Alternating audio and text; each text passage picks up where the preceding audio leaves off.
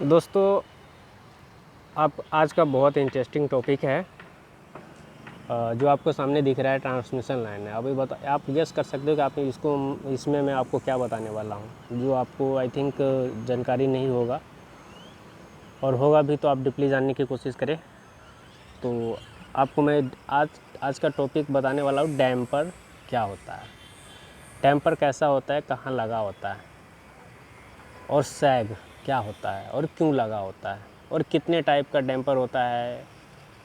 ये सारे टॉपिक मैं अब आपको बताने वाला हूँ और रिटर्न के साथ बताऊँगा। तो पहले मैं प्रैक्टिकली बताता हूँ जो डैम्पर होता है। एक्चुअली आप जो एक लाइन जा रही है उस लाइन में देखो कि दोनों साइड से आपका गोला जो दिख रहा है वो एक्चुअली वही डैम्पर होता है। ये कौन सी टाइप का डैम्पर है मैं अभी बताऊंगा आपको। एक्चुअली वही डैम्पर होता है, और यहाँ पे सैग आपको नहीं दिख रहा है क्योंकि ये वोल्टेज लेवल 132 kV का है, तो हमारा उतना नीड नहीं था, इसलिए एक्चुअली यहाँ पे नहीं लगा है। और एक्चुअली मैं आपको बताऊंगा कि कहाँ कहाँ पे लगा होता है। और ये 132 kV का है और 220 में लगा होता है, नीड के अनुसार होता है। तो अभी यहाँ पे नीड नहीं है तो यहाँ पे नहीं डली है। और 400 kV में भी होता है, 765 kV में होता है आपका, और 220 kV में होता है। सारे चीज़ लगे होते हैं, वोल्टेज लेवल के हिसाब से डिफ़ाइन होता है कि कौन सी डैम्पर डालना है और सैग डालना है। ठीक है, तो यहाँ पे आपका दो लाइन जा रही है, दो लाइन एसेंस RYB 3 फेज ये हो गया, RYB का 3 फेज ये 6 फेज हो गया, और एक ऊपर में ग्राउंडिंग दिख रहा है, जो कि आपको दिख रहा है कि डैम्पर आपको ग्राउंडिंग में भी डली हुई है। सबसे हेड पे चले जाओ, टॉप व्यू पे देखो, आपको वहाँ पे भी डैम्पर डली है। और आप एक चीज़ और बताऊँ कि यहाँ इधर से तो एक फेज जा रही है, दूसरी तरफ 2 फेज ग्राउंडिंग का वायर निकल रही है। क्यों? क्योंकि ये 2 लाइनें हैं, तो इसलिए मैं वहाँ से दो आपको निकाल लिया गया है।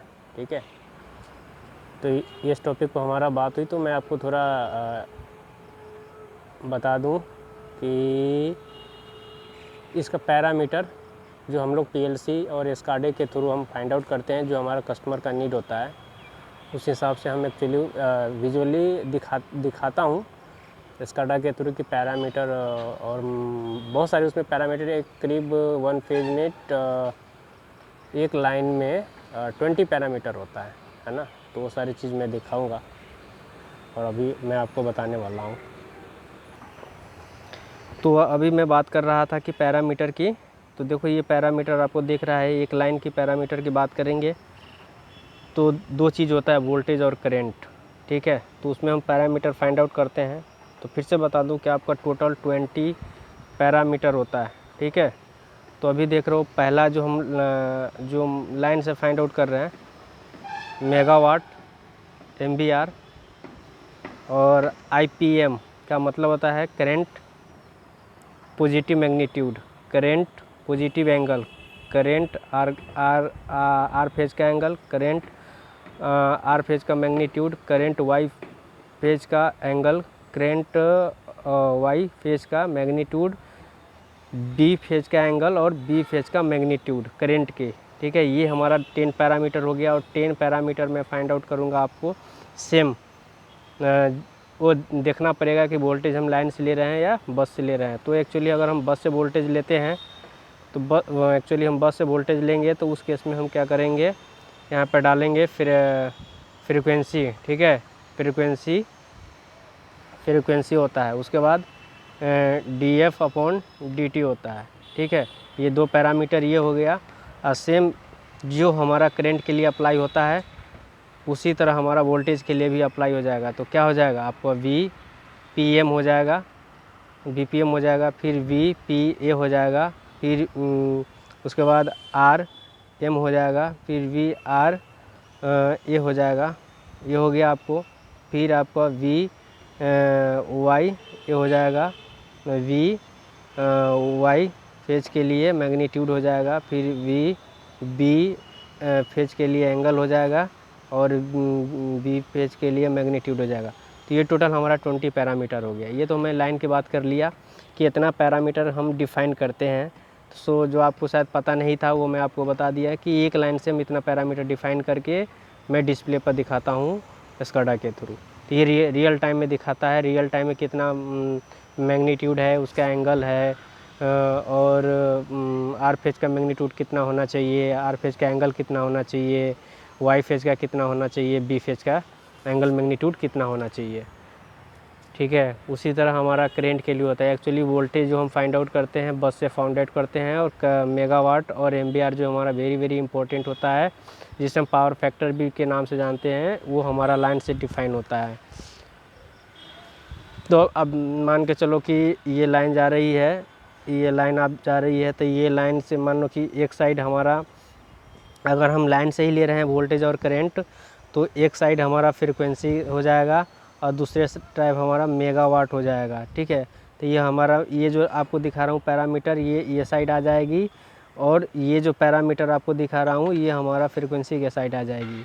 और नहीं, ये तो हमारा लाइन के केस में हो गया। अगर हम बस के केस की बात करेंगे तो बस के केस में क्या होगा कि अगर हम वोल्टेज बस से ले रहे हैं तो ये हमारा यहाँ पे आ जाएगा, लाइन का पैरामीटर आ जाएगी, और एक जो एक लाइन और बनेगी जो हमारा यहाँ पे आपका बस का वोल्टेज का पैरामीटर यहाँ आ जाएगा, जो हम आपको फ्रीक्वेंसी DF/dt के नाम से जानते थे, और जो R/B फेज हो गया, P पॉजिटिव सीक्वेंस के एंगल और मैग्नीट्यूड की बात कर रहे थे। ठीक है, तो ये हमारा लाइन की थोड़ी बेसिक बता दिया हूँ मैंने आपको। अब डैम्पर रेशियो की बात करता हूँ। तो हम अभी आपको डैम्पर के टाइप बताने वाला था। देखो, पहला होता है हमारा स्टोक ब्रिज डैम्पर, दूसरा होता है स्पाइरल डैम्पर, और थर्ड होता है स्पेस डैम्पर। तो ठीक है, स्पेस डैम्पर तो ये हमारा हो गया। लेकिन एक्चुअली जो हम अभी 132 kV मैंने अभी आपको बताया हूँ कि डैम्पर जो होता है, देखो जैसे ये लाइन जा रही है और ये लाइन जा रही है, ठीक नहीं, मैं फिर से बता रहा हूँ आपको कि ये लाइन जा रही है, कि ये लाइन जा रही है। ठीक है, और इसके बीच जो हमारा आइसोलेटर लगा होता है, इसको आइसोलेटर लगा होता है, और इसके नीचे जो मैं आपको बताऊँ ये डैम्पर लगा होता है, और सेम कंडीशन में इसी के नीचे एक डैम्पर लगा होता है। ये हमारा होता है स्टोक ब्रिज डैम्पर।